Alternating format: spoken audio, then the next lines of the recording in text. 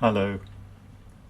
This is the fifth of the videos in my new series of videos on my book, Philosophizer's Bible, and we've reached chapter 5. I've been asked why the title, which is a good question.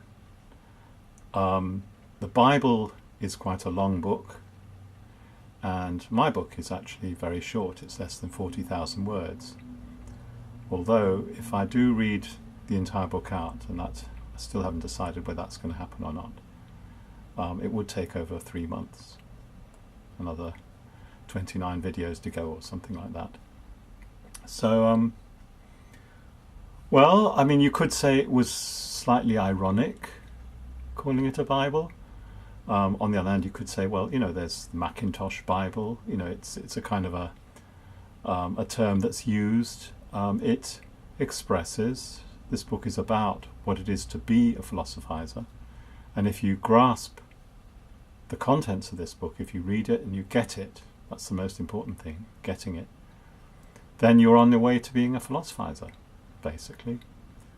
And this chapter, it's all about the wonder, is the crucial chapter, because this is what being a philosophizer is about. It's all about the wonder. This is what we do. We look at, we contemplate the ultimate questions, and we wonder at them. So that's my answer, basically.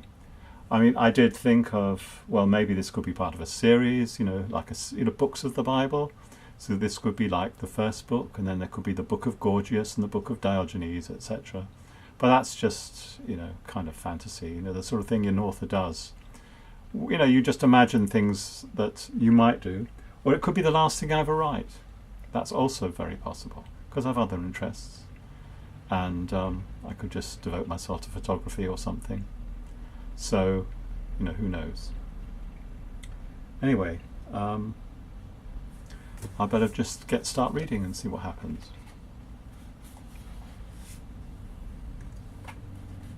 See if I get any new ideas, which is really one of the main points of these videos. It's all about the wonder. Who are we? What do we do that is so different, so special?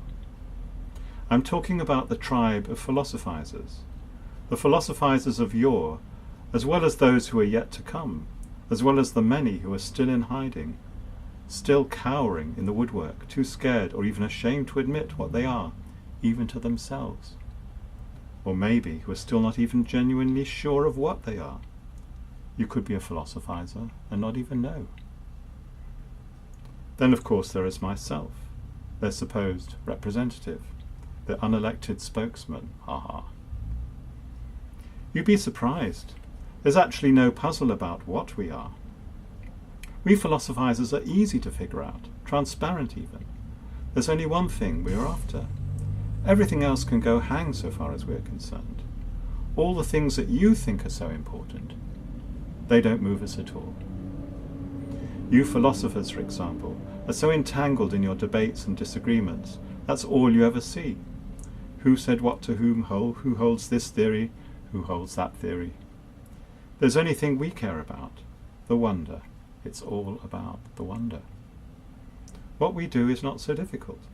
You don't need to be a genius, but there's a knack to it. It's not something that comes naturally to people. I've never been able to hold my hands together like so, I mean like this, and blow through and make a hooting sound, although I've tried and tried over the years, and really. Ever since I saw a young lad do it with no effort at all, woot, woot. Even though I've been shown how to do it on numerous occasions, I still can't get the knack, and I don't seem to understand why. Maybe my hands are the wrong shape. What shape do they have to be? I have absolutely no idea. It's the same with philosophizing, only there is something you have to see.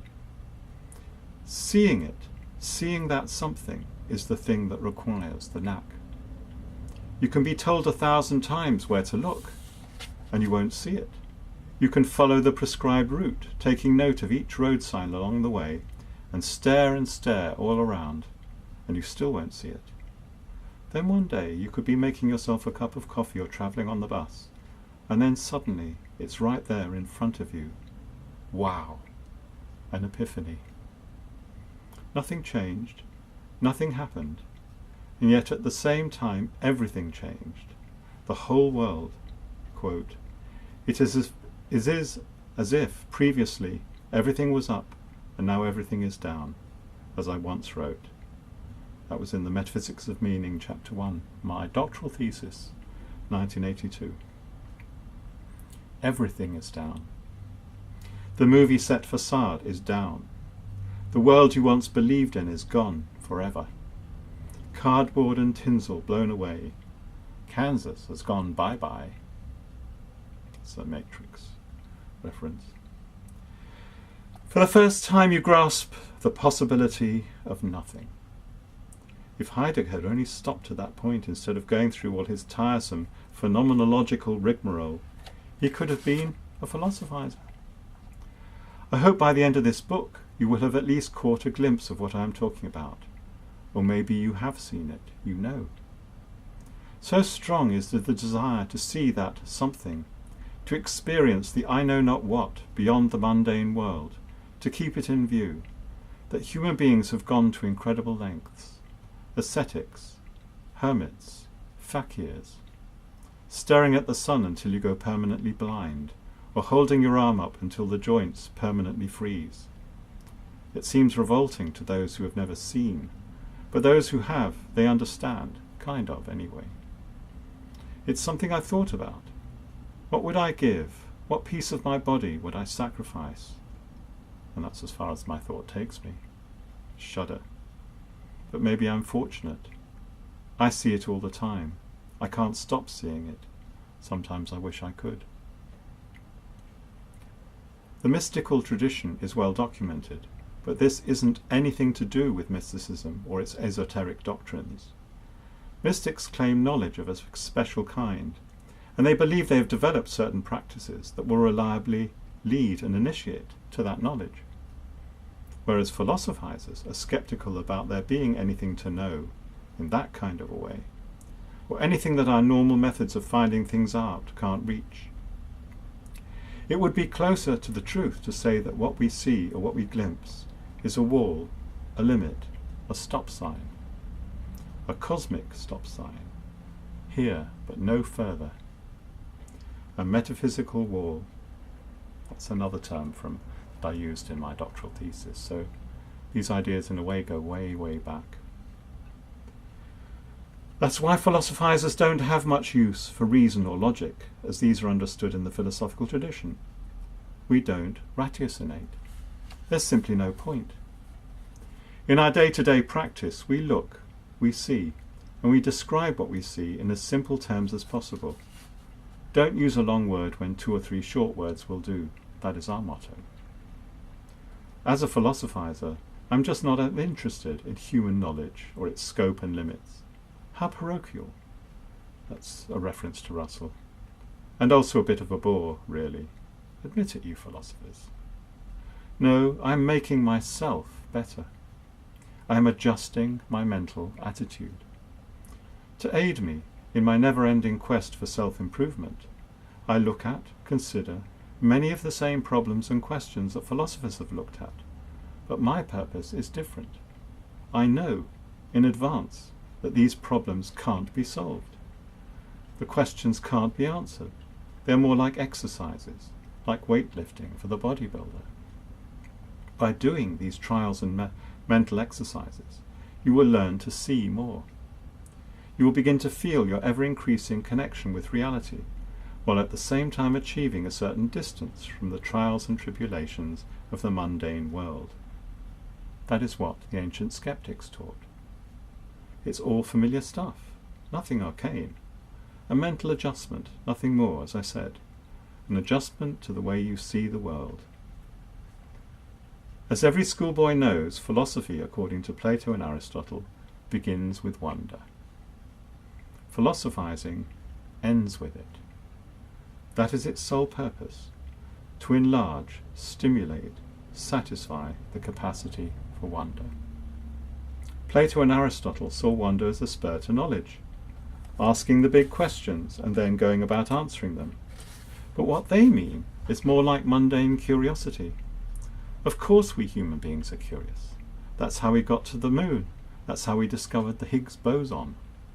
But there is more, so much more, that has got nothing to do with, quote, things you can make or find out, unquote. Just as in bodybuilding you can never have enough muscles, so in philosophizing you can never be filled with sufficient wonder. Your mind literally expands to accommodate it. There is always more to make you feel wonder, more to wonder at, more wonder to feel when you are confronted by the wondrous. The philosophizer wonders at wonder itself. How is wonder possible? Where does it come from? How did I get to be this way, to be a being capable of wonder? Good question. I mean, I know that there are people watching this video, well, they probably switched off halfway through or whatever, who will never see the thing I'm talking about. And there are various ways of describing it, and I will go on and say more about what it is. You know, the possibility of nothing, and so on. But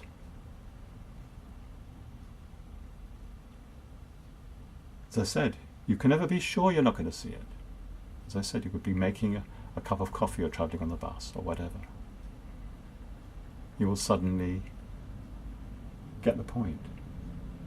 All human knowledge, it's fascinating. I love science. I really do love science.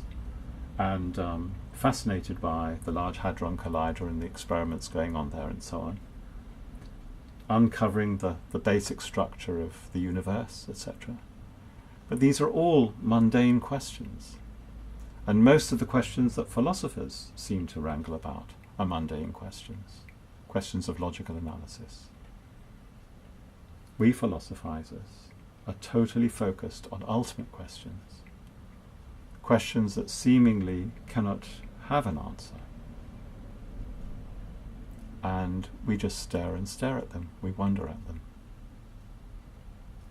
And once you see what there is to be wondered at, you will feel that wonder too. Bye for now.